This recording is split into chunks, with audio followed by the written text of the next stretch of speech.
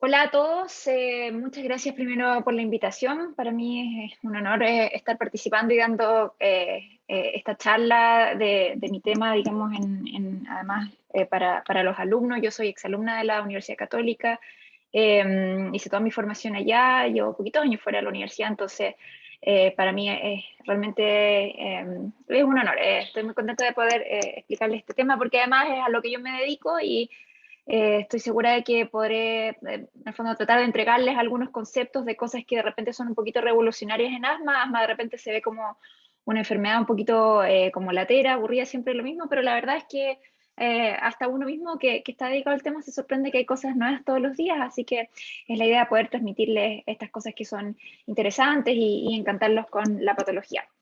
Eh, bueno, en el fondo lo que vamos a tratar de hacer durante los próximos 40-45 minutos, de la manera más didáctica posible, tratar de que no sea latero en absoluto, hacer un sumario, un pequeño resumen de lo que es esta enfermedad, tanto en las definiciones como lo que importa en peso de salud, en peso de carga para la sociedad y para nuestro.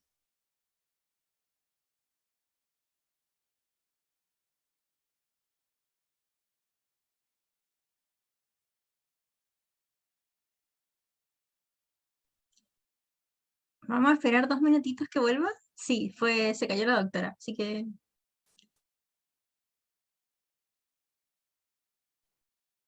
No sé qué pasó, y si lo intentaba con la cámara apagada para que no la bote el Zoom, puede ser, ya. vamos a intentarlo así. No sé hasta qué parte se escuchó además. Se pegó como 2 segundos y se cayó. Ah, ya, Pero perfecto. seguían los Déjame volver a objetivos. compartir. Ya, estamos en los objetivos. Perfecto. Vuelvo a compartir entonces. Ok, entonces esos son los objetivos y cosas que tal vez como de lo más interesante o más importante que me gustaría entregarles, más que a lo mejor aportar, es erradicar, es sacar cosas. Que son como errores conceptuales muy frecuentes, tanto no solo en los estudiantes, en los clínicos y a veces en los mismos respirólogos, digamos. Entonces, cosas que nos llevan a cometer algunas como pequeños errores dentro del manejo de estos pacientes. En primer lugar, cosas que, como estos son 4 cosas que me gustaría que se llevaran como mensaje para la casa sí o sí. Uno es que el diagnóstico del asma no es clínico. No, o sea, la clínica importa, por supuesto, pero el diagnóstico no se va a hacer en la clínica, ¿ya? O sea, no es el pilar diagnóstico. Así que vamos a sacar ese concepto como el diagnóstico de asma es clínico, no. Segundo, que es una enfermedad de inicio infantil y que habitualmente en la mayoría de las oportunidades se inicia durante la infancia, tampoco. Segundo, que es una enfermedad predominantemente alérgica y que cuando no hay alergia no hay asma. Bien, vamos a sacar ese concepto. Y por último, que cuando el paciente tiene una espirometría normal, el paciente no es asmático o en el fondo que solo está la espirometría como único criterio diagnóstico, también vamos a tratar de erradicar ese concepto. Entonces, ¿qué es el asma? El asma es, en primer lugar, es una enfermedad crónica y eso es importante. O sea, en el fondo, ahí, ¿qué es lo que uno dice o qué es lo que uno trata de entregar a los pacientes cuando les da este concepto? Que es una enfermedad que no se cura, digamos, que no se mejora, sino que pasa por etapas, es variable, puede ir cambiando en el tiempo, hacerse imperceptible incluso, pero es crónica, se mantiene en la vida, que afecta la vía aérea proximal y distal y que se caracteriza y es como el sello de la enfermedad y es el pilar diagnóstico y el pilar de la presentación y todo, es la variabilidad. Hay muy pocas enfermedades en medicina y ustedes se han ido dando cuenta probablemente durante su carrera que hay muy pocas enfermedades en medicina que son tan variables en el tiempo como esta. Y la variabilidad no solamente en los síntomas, sino también en el flujo expiratorio y eso es lo que le da el diagnóstico, el sello de la enfermedad y se asocia a distintos grados de inflamación y remodelación. Con esto, con este primer enunciado que les hago, les dejo como dos partes bien, o dos acápites bien importantes. Uno, que es crónico, o sea, que se mantiene, y lo otro es que la variabilidad del flujo respiratorio es lo más importante, no así la inflamación, cosa que uno como que tiene, cuando le dicen, ¿qué es asma? Me dicen, ¿es una enfermedad inflamatoria crónica? No, es una enfermedad crónica, sí, pero la inflamación puede estar incluso ausente. ¿De acuerdo? Entonces, no es la inflamación lo más importante, sino la variabilidad del flujo respiratorio, y ese es el sello de la enfermedad. Segundo, que es súper heterogénea, o sea, no hay una sola forma de ser asmático y cada asmático es distinto del otro, y el asmático en sí mismo va cambiando a lo largo del tiempo. Es una enfermedad que cambia de paciente a paciente y además cambia en el mismo paciente en forma importante a lo largo de la vida. Y han habido estos distintos como intentos de agruparlos en formas de ser asmáticos, o sea, estos distintos clusters que le han puesto fenotipos, o sea, formas clínicas distintas de ser asmática, con con un correlato molecular y biológico, que es el que se le dice el endotipo, en el fondo el mecanismo biológico, fisiopatológico detrás de la presentación clínica, y esos son súper distintos entre uno del otro. Y que es súper frecuente, de hecho es la enfermedad crónica respiratoria más frecuente del mundo, más frecuente que el EPOC, es más frecuente que la bronquiectasia, es más frecuente que la neumonía, es más frecuente que la EPI, es la enfermedad crónica respiratoria más frecuente del mundo y afecta a más de 300 millones de personas.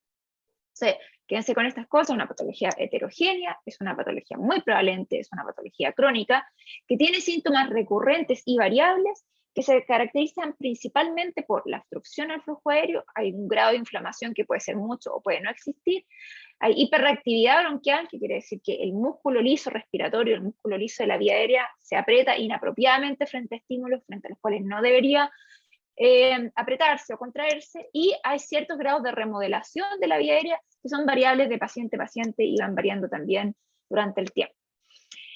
En fondo la frecuencia de la enfermedad o el grado de carga de la enfermedad es muy variable dependiendo de la región del mundo que uno estudie. No es que uno diga, bueno, es un 10% en todo el mundo. No, la verdad es que cambia dependiendo de la región, y les voy a mostrar un mapa que es bien bonito mostrando en el fondo las diferencias entre distintos países.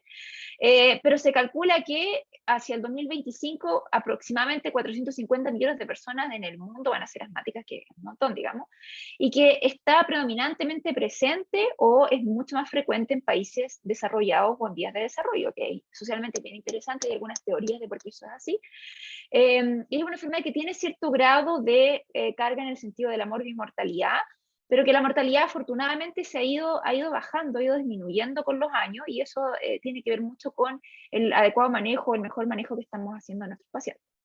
Si ustedes se fijan, dependiendo de la población que uno estudie, es bien diferente, digamos, que tanta prevalencia tienen de asmáticos. Como yo dije en la diapo anterior, es mucho más frecuente en los países desarrollados o en vías de desarrollo. Estamos hablando en el fondo de Estados Unidos, Canadá, en los países más desarrollados de América Latina, Europa, sobre todo en el norte de Europa es más frecuente, etc. Y es mucho menos frecuente en los países menos industrializados, y esto se piensa que tiene que ver, o hay distintas teorías, pero mucho con los estilos de vida más modernos, más occidentalizados, con el procesamiento de la comida, con la polución ambiental y con la teoría de la higiene, en que los niños en el fondo menos expuestos a el campo, los animales, las mascotas o enfermedades virales, tienden a ser en el fondo más alérgicos o más hiperreactivos o más asmáticos, y no solamente presentar asma y alergias respiratorias, sino otro tipo de patologías que tienen que ver con desórdenes inmunitarios. ¿Ya? En Chile, lamentablemente no tenemos una casuística súper actualizada. Ustedes van a ver que lo que está descrito así como formal es lo que está en la guía MinSal del año 2013, que tiene ya casi 10 años, pero se calcula que es entre un 7 y un 10%, pero no se han hecho bien como los estudios o las evaluaciones como para tener súper claro cuántos asmáticos tenemos en el país. Sabemos, como de la encuesta nacional de salud y de los estudios platinos, que hay aproximadamente un cuarto de la población que tiene síntomas respiratorios crónicos, pero esto no sabemos si representa asma, EPOC, una mezcla de cosas, bronquiectasia u otro tipo de condiciones. ¿De acuerdo?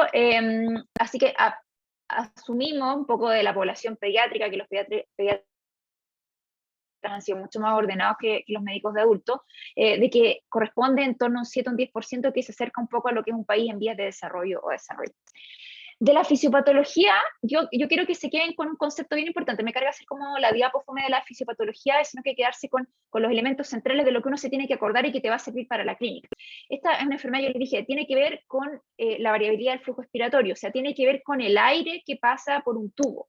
Recuerde, pensando que la vía respiratoria pequeña y mediana, que es como la principal afectada por el asma, es un tubo que está ramificado en múltiples vías, múltiples árboles, por donde pasa el aire, ¿verdad? Y el aire cuesta que pase, y eso es lo que ocasiona los síntomas, principalmente por un tema de que el tubo está cerrado o que no hay suficiente espacio para que pase. Y eso pasa principalmente por 4 cosas.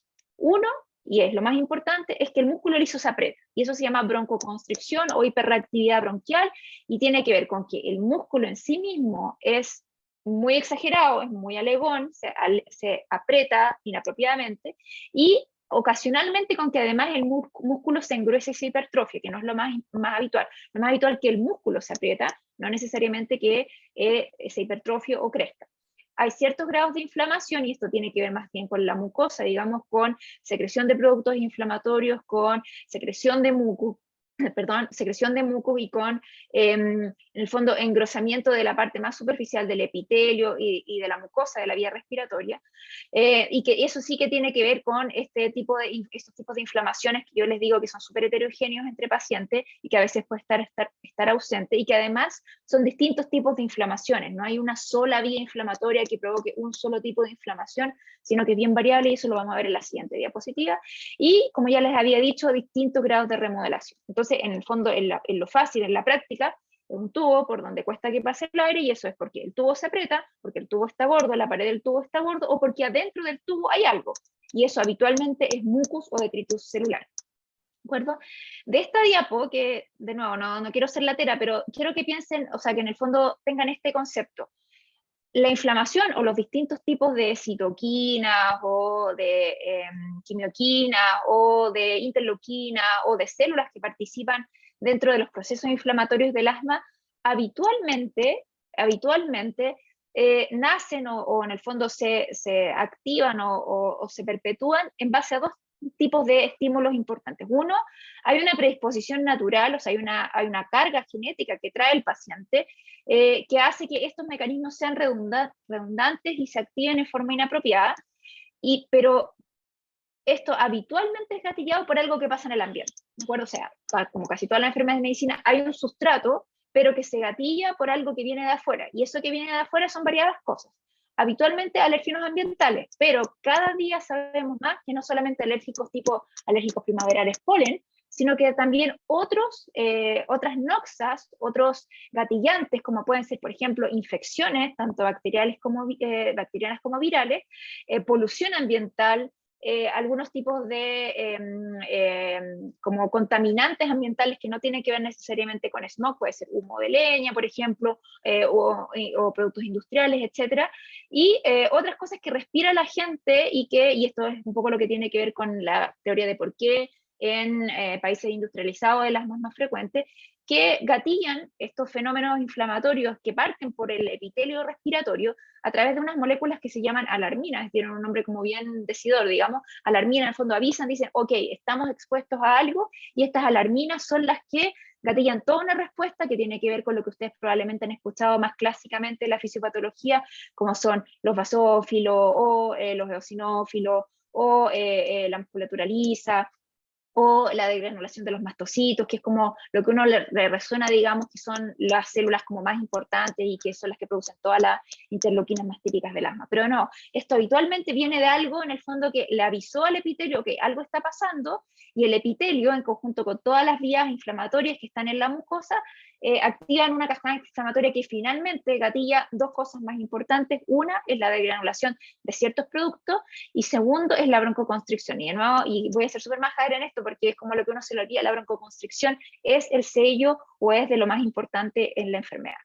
Y cuando uno va a mirar una mucosa bronquial de un paciente asmático, a la izquierda tienen el paciente sano y a la izquierda tienen el paciente asmático, ven que hay en el fondo una sobre representación de lo que es la musculatura lisa, no necesariamente, no muchas veces, de nuevo, insisto, en la cantidad de músculo liso, sino en cómo se aprieta, cómo se contrae, con hipertrofia de las glándulas, con secreción de mucus, con infiltrado inflamatorio de la mucosa y la submucosa, etcétera, etcétera. Entonces hay un cambio, digamos, que habitualmente, como ustedes saben, esto es transitorio y puede revertirse, puede aminorar de forma importante con el tratamiento, y a veces avanza hasta un nivel de remodelación cuando ya esto en el fondo no puede cambiar.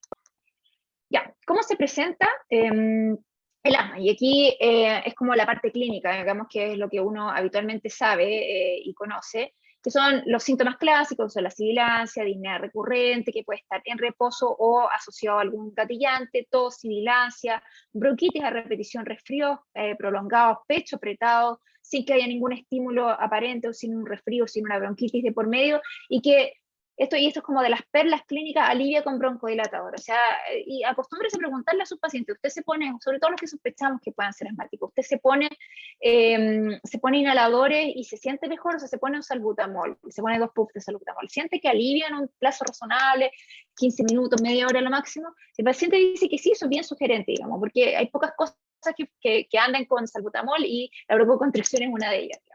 Y recordar el tema de el alivio o el deterioro, en el fondo, del cambio con los gatillantes o los aliviantes. Entonces, paciente que empeora con el ejercicio, con la risa, con el aire frío, con respirar algunas cosas del ambiente, sobre todo los alérgenos o los contaminantes.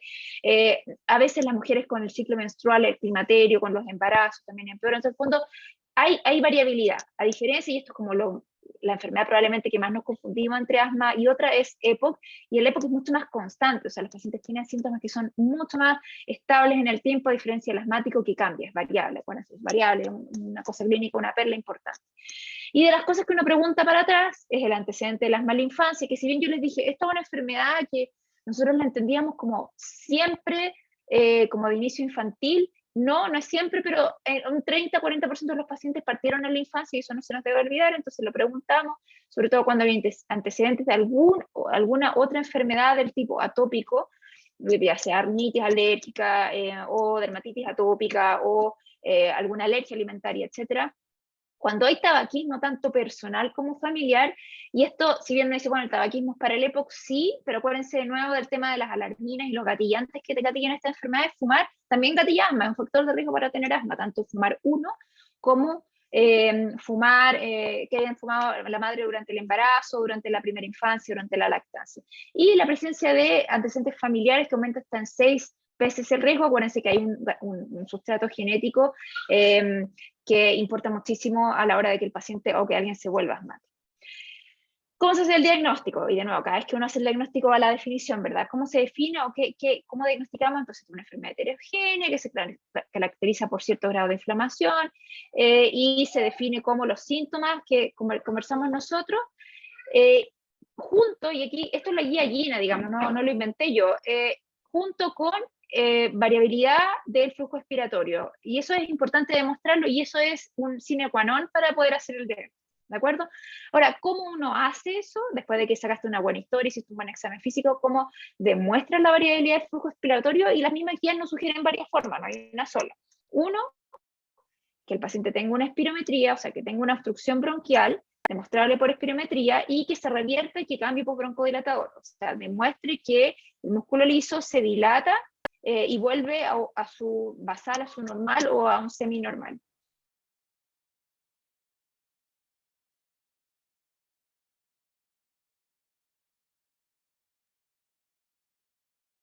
Y es esta broncoconstricción con un test de provocación bronquial. Vamos a discutir cuáles hay, etcétera, o con un test de provocación de ejercicio. Y la guía Gina además nos da una alternativa que dice, bueno, cuando no tienes A, ni B, ni C, ni ninguna de estas maneras, una opción podría ser ver una mejoría de la función, o sea, ver al revés, digamos, no verla basal, ni tú gatillarla, sino que tratarla y ver una mejoría, en fondo un tratamiento empírico y ver si mejora el paciente, mejora su función pulmonar tras 4 semanas de tratamiento con corticoide inhalado. Esta alternativa, si bien está en la guía Gina, yo no la recomiendo por varias razones. Una, porque en Chile la realidad es que tenemos acceso a espirometría muy sencillo, o sea, casi todos los consultores tienen espirometría y no es un examen difícil de realizar, flujometría es mucho más fácil todavía, o sea, tenemos opción. Y segundo, que hay otras condiciones en medicina respiratoria que responden a corticoides inhalados, entonces es fácil equivocarse, o sea, uno puede tener alternativas diagnósticas, diagnósticos diferenciales, donde en el fondo puedes catalogar a alguien como asmático y que tenga otra enfermedad porque responde de la misma manera. Entonces, si bien está la guía, yo trato de no usar esa opción a menos que sea de verdad no haya ninguna opción de poder hacer el diagnóstico a través de un examen. La espirometría, como ustedes saben, y de nuevo, esto está disponible, ampliamente disponible en atención primaria, básicamente lo que nosotros hacemos en términos súper sencillos es hacer soplar al paciente. Ustedes saben que esta es una alteración del flujo expiratorio, fisiopatológicamente, y vemos que le cuesta soplar. ¿Y cómo se ve eso? Tú haces la relación entre lo que sopla el primer segundo y lo que sopla en el total, que son 6 segundos la maniobra completa.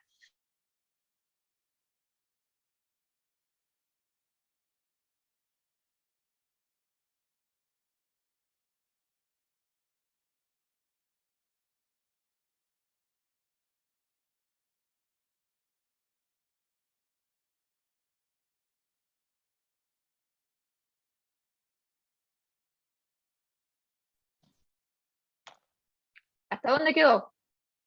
Justo en la espirometría. Perfecto. No se cortó Comparto mucho de nuevo. rato. Ya, perfecto. Ya, volví.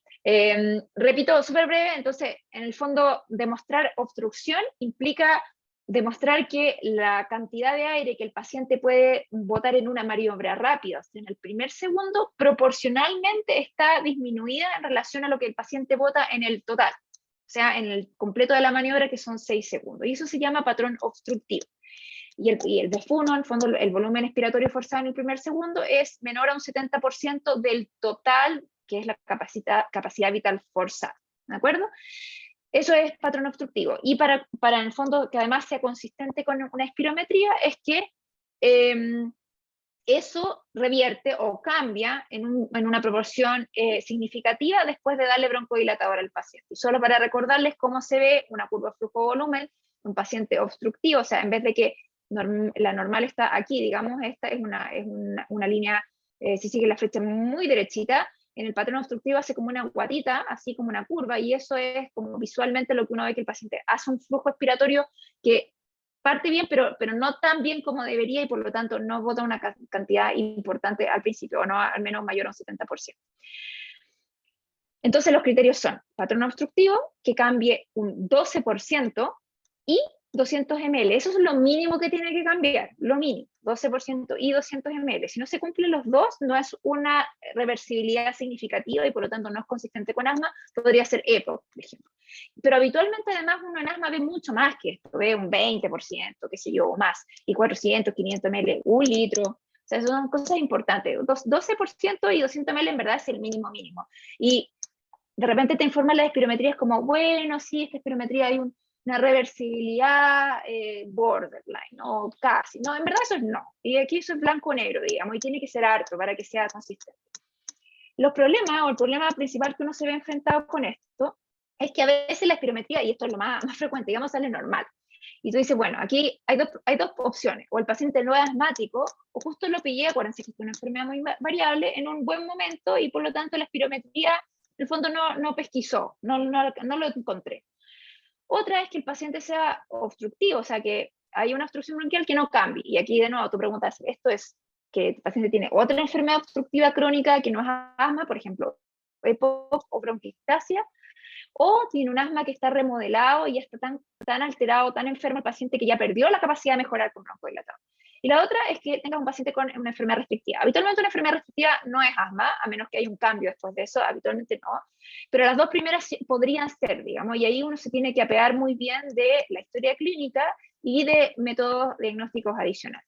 ¿De acuerdo? Una segunda forma de acercarse a la variabilidad expiratoria es la flujometría, que es el famoso PEF.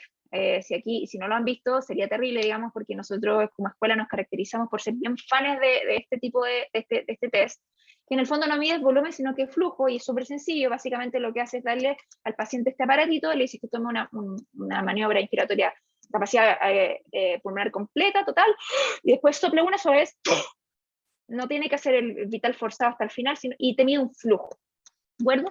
Y la gracia de esto, ¿para qué sirve? En el fondo no es volumen y flujo, te da un valor único, tú eliges el mejor de tres, haces el que el paciente haga 3 maniobras, el mejor de 3, te quedas con ese valor, y hay un valor teórico que el paciente debería alcanzar que depende de su sexo, talla, y el paciente, si está sobre un 80% de eso está normal y menos de un 80% de eso está anormal, es súper sencillo, y lo que tú usas este valor calculando la variabilidad, o sea, le haces que el paciente se mide en la mañana y en la noche, varios días haces una fórmula y si varía más de un 10%, esta es la guía Gina en el fondo, tú dices el paciente varía, o sea, su flujo diario y durante diferentes días va cambiando, y eso es consistente con asma. No hay otra enfermedad en el mundo que haga esto, entonces esto es asma. Y además, la gracia de la flujometría, que aparte se hace súper sencillo, este aparatito vale nada, no vale, cabe en el bolsillo, es súper sencillo de hacer. Del fondo, uno como médico de urgencia, como EDF, como internista, debería tenerlo, digamos, porque te salva mucho. Te sirve además para saber si el paciente está en crisis de asma, te sirve para monitorizar el tratamiento, o sea, es súper sencillo de hacer, rinde un montón y tomas decisiones fácil con esto, ¿de acuerdo? Y hay varios, el de la izquierda arriba es como el típico que está en todas partes, Yo tengo este que además lo importas por Amazon, eléctrico, te da el BFU, además, entonces entretenido, y puedes hacer un seguimiento, tiene memoria, entonces vale montarlo. Ya, y el último test que les quiero hablar, y este se los digo porque uno dice, bueno, el test de metacolina es como súper elevado, pero en verdad no, y o sea, no está disponible en todas partes, lamentablemente. Tienes que ir a un laboratorio de referencia, ya sea en el hospital o en un centro privado, pero lo que hace en el fondo es provocarle broncoconstricción al paciente y tiene dos gracias. Uno es que, bueno, en el fondo, en términos muy sencillos, lo que tú haces es hacer que el paciente respire algo que si es asmático se va a obstruir y si no es asmático no se va a obstruir, ¿ya? Entonces, el valor predictivo negativo del examen es súper alto, es casi un 100%. Entonces, si tú haces que un paciente que tú sospechas que tiene asma, tiene una espirometría normal, tú sigues sospechando que tiene asma y quieres probarlo y le haces un test de provocación con metacolina y el test es normal, es decir, el paciente completa el challenge, completa todo el test sin obstruirse, ese paciente no es asmático. ¿Ya? Y el valor predictivo negativo es gigante, entonces te quedas tranquilo, no es asmático. Y si te sale positivo, o sea, el paciente se obstruye con metacolina, además de confirmarte el diagnóstico, te da gravedad, porque si el paciente se obstruye con una dosis mínima de metacolina o con el suero fisiológico, el diluyente que tú le das al principio del test, ese paciente obvio que es mucho más asmático, o sea, su músculo liso es mucho más hiperreactivo que el paciente que se obstruye con la última dosis. Entonces no es blanco y negro, te da grados. Entonces sirve un montón, ¿de acuerdo?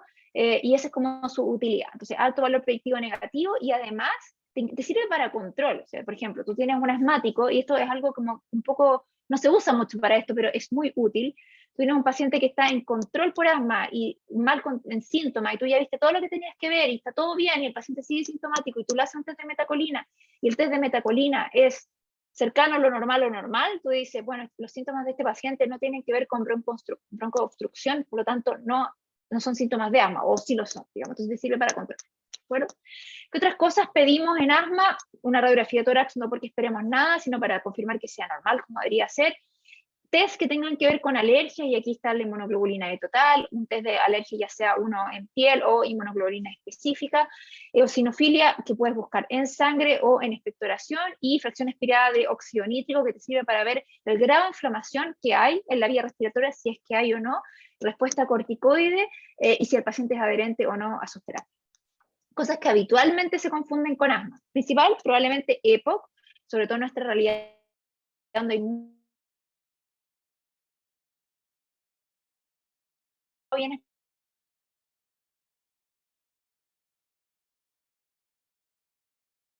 es inflamación eosinofílica en la vía respiratoria sin broncoconstricción. O sea, estos pacientes tienen espirometrías normales y test de metacolina normal, pero tienen inflamación en la vía respiratoria que es del tipo eosinofílico. Y hay otras, digamos, ¿no? Que uno puede confundir fácilmente con asma y por lo tanto, de nuevo, la historia, el examen físico y los exámenes son tan importantes. No se olviden que esta es una enfermedad GES, o sea, su obligación como médicos es informarle al paciente que tiene cobertura tanto en el tratamiento como en el seguimiento por su sistema previsional, así que esa es parte de los derechos del paciente y de su deber como médicos, informarles y hacerles la constatación. Y lo último que les quiero comentar es en relación al tratamiento, que probablemente no voy a entrar en la lata en decirles, bueno, existe esta familia de remedios, sino que darles como, porque eso en el fondo está en Google, digamos, lo pueden revisar, sino que es cómo uno se enfrenta, cómo uno maneja a estos pacientes. Lo fácil que hace lamentablemente la mayoría de la gente que receta medicamentos crónicos, es decir, pasarle lo que sea al paciente, decirle tomes uno en la mañana y uno en la noche y ya está, como que no hacemos nada más. ¿De acuerdo? Y siempre en enfermedades crónicas y particularmente en enfermedades donde el remedio no son pastillas, uno tiene que hacer un poco más que eso, digamos, tiene que ser mucho más profundo e integral en el cómo tú te enfrentas o cómo tú acompañas al paciente a recibir el tratamiento para su enfermedad, ¿de acuerdo? Entonces, de nuevo, vamos a ir un poco volver al principio. Esta es una enfermedad crónica, entonces el paciente va a estar con ustedes años, digamos, si es que les cree. Eso sí que es importante. Fondo es una enfermedad que es cara, los inhaladores son caros. Entonces, el paciente tiene que tener el máximo beneficio posible, ya sea de GES o de otras coberturas. Entonces, asegúrense de hacer eso, porque Les cuento que un buen inhalador para el asma no baja de los 50.000 pesos, y eso lo multiplicas por un inhalador, digamos. Si eso lo multiplicas por 12 meses del año, por todos los años que queden por vivir, no es barato. Es una enfermedad que es dinámica, ¿no? Es variable, cambia en el tiempo, entonces no pueden darle, o sea, es un error darle al paciente un inhalador y te veo en 2 años, porque en el fondo esto cambia en el tiempo y el paciente lo tiene que saber. Y lo otro es que hay mucho componente ambiental, entonces uno tiene que estar repreguntando y asegurándose de que haya un buen control de gatillantes.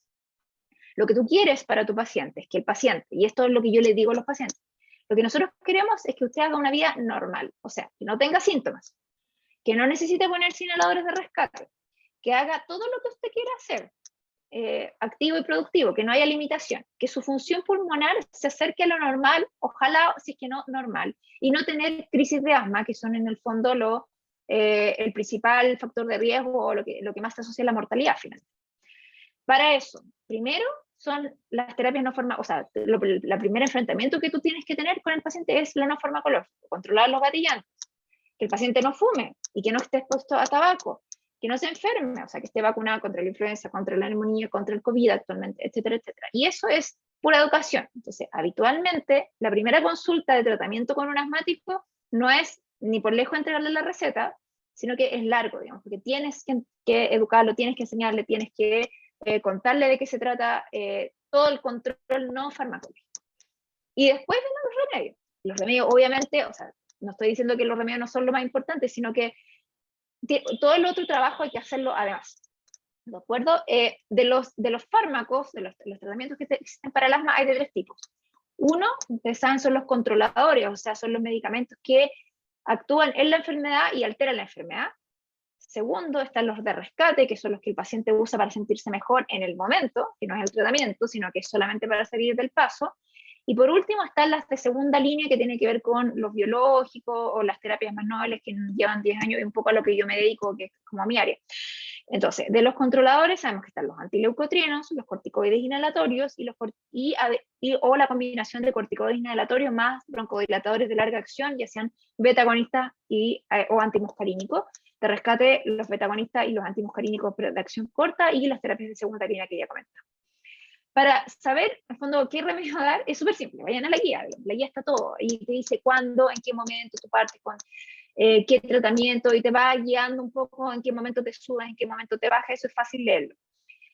Hay 2 conceptos que me gustaría entregarle. Uno, el más importante probablemente, que es lo que ha cambiado en los últimos años, que no era así cuando yo egresé de la beca respiratoria, que no fue hace tanto tiempo, es que ya no existe, por si acaso, el tratamiento, o se desaconseja que salbutamol sea el único tratamiento, o sea, salbutamol según necesidad, o sea, SOS, se ha usado ni siquiera para asmáticos leves, ¿ya? Por una serie de razones fisiopatológicas se ha demostrado que los pacientes que usan corticoide inhalado con beta-agonistas como SOS se mueren menos y andan mejor que los pacientes que usan solo salbutamol. Entonces, no es la terapia de elección, eso es una cosa.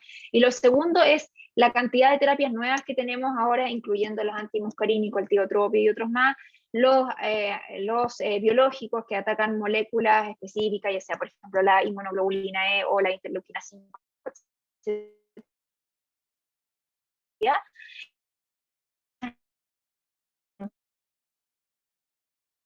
no hace termoplastía bronquial, etc.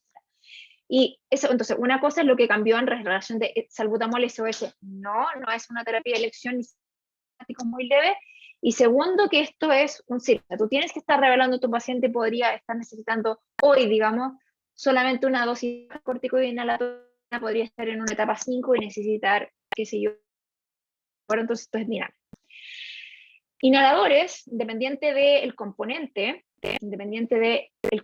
del inhalador, hay muchos dispositivos, entonces no se los voy a enseñar, obviamente por tiempo no alcanzamos, pero 2 cosas. Los que son en dosis medida, el PUF, 1, se usan con aerocámara sí o sí, no importa que salga un médico diciendo en la tele que no, fisiopatológicamente y fisiológicamente se usan con aerocámara, por favor. No es para los niños la aerocámara, es para todos los pacientes.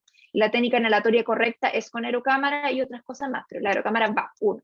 Segundo, hay un montón de otros dispositivos no con aerocámara, y si los recetan, no se los voy a explicar, pero tienen que saber usarlos. Videos, ahora tenemos YouTube, busquen el video en YouTube, cómo se usa el Symbicort, bla, bla, bla, Turbo Harler. sale. Y si no tienes tiempo de explicarlo, mándale el video al paciente. Cuando la técnica inhalatoria lo es todo. Si el paciente se pone mal el inhalador, es como si no se tomara el inhalador, no se tomara una pastilla, no va a funcionar, ¿de acuerdo? Y porque por lo demás, la adherencia al tratamiento sabemos que es probablemente el principal factor que tiene que ver con el mal control de la enfermedad. Entonces, saber inhalarse es, primero, 100% importante, es fundamental, y segundo, es responsabilidad de nosotros como médicos saber indicar. En el control de lo que uno hace con el paciente cuando ya lo va monitorizando, esto de nuevo está, tiene síntomas, si usa su salbutamol, etcétera, te vaya respondiendo y cuántas veces a la semana, entonces tú localizas.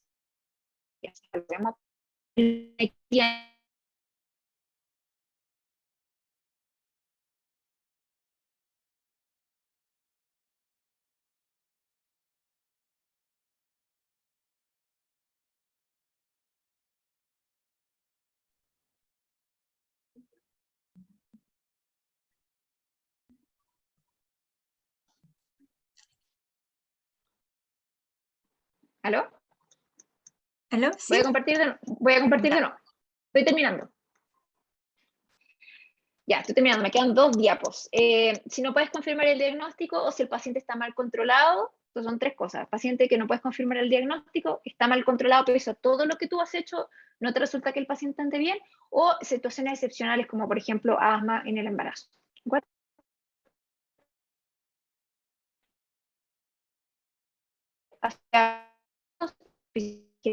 Compleja, el diagnóstico es flujométrico, confirmarlo con exámenes, el tratamiento es escalonado dependiendo de la gravedad del paciente y hay criterios estandarizados para derivar al especialista.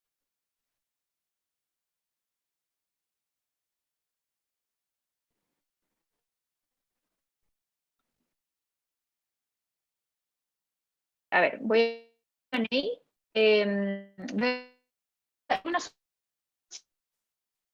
Quieren que se las responda, repregúntenlas porque se me perdieron. O sea, ¿por qué el asma empeora con los ciclos menstruales y climaterios? Esa es una súper buena pregunta. Eso por 2 cosas.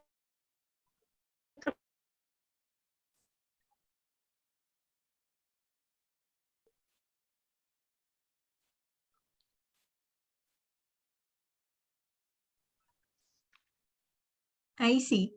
Ya, sí, tiene que ver con el climaterio y los ciclos menstruales tienen que ver con los grados inflamatorios porque las hormonas femeninas alteran tanto el clearance de algunas moléculas inflamatorias como la proliferación y la diferenciación de algunas células inflamatorias, por ejemplo, los eosinófilos. Y en segundo lugar, con los grados de broncoconstricción, porque también, de nuevo, las hormonas femeninas alteran o cambian en el fondo la respuesta broncodilatadora del músculo liso, o sea, que tiene a agentes broncodilatadores.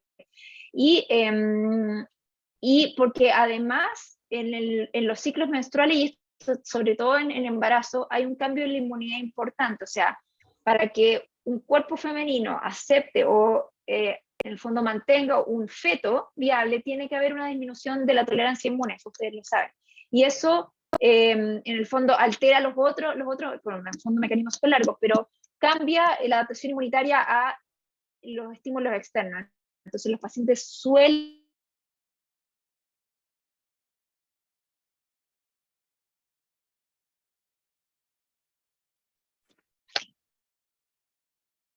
volverse más hiperreactivos. Eso. Esa es la segunda. Otra pregunta. ¿Hasta qué paso la escala de tratamiento llegamos como médicos generales? Ya, súper buena pregunta. Yo te diría paso 4 como máximo, o sea, como súper máximo, en verdad. Un paso 4, step 4 debería ya ser visto por médico internista. Y las dosis es súper fácil. Pones equivalencia, dosis corticoides inhalados, y eso está en la guía GES, también no muy actualizado, pero si buscas en la guía GINA está mejor, y te dice, beclometasona, tantos microgramos equivale a fluticasona, tantos microgramos equivale a budesonida, tantos microgramos, y te dice cuántos medio, moderado y alto. Así que con eso, en el fondo es súper explícito en la guía GINA, y cada año sacan una edición nueva. Y escalón 4 hacia arriba de todas maneras lo debería ver internista, por lo menos. Paso 5 lo debería ver broncopulmonar de todas maneras. ¿A qué se refiere con BID por 2? Ya. 2 veces al día por 2 semanas. Eso quiere decir, y eso está en la diapo de tratamiento empírico debe ser, pero quiere decir eso. Tenemos que medir el flujo expiratorio. Sí, exactamente. Se hace 2 veces al día por 2 semanas. Y esa es la forma en que se ve la flujometría, en el fondo la variabilidad flujométrica. Y la fórmula es la que les puse ahí, de todas maneras está en la guía GINA. Se explica perfecto, digamos, cómo se hace ese cálculo. Eso.